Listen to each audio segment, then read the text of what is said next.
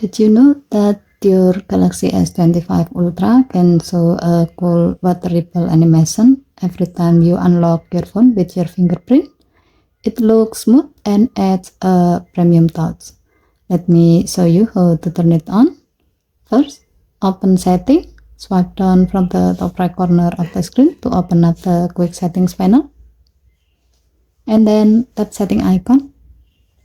Scroll down the screen to find Security and Privacy. Tap Security and Privacy. Tap Screen Lock and Biometric. Enter your current screen lock. Under Biometric section, tap Fingerprints. Once you are in, look for the option that says Show Animation when unlocking and then turn it on. To see the result, go to your lock screen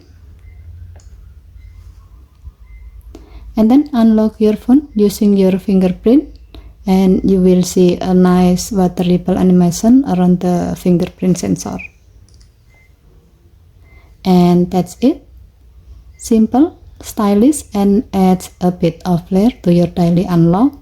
You can try it out and enjoy that smooth animation every time. Okay, thank you for watching. Please help to like and subscribe. Have a nice day.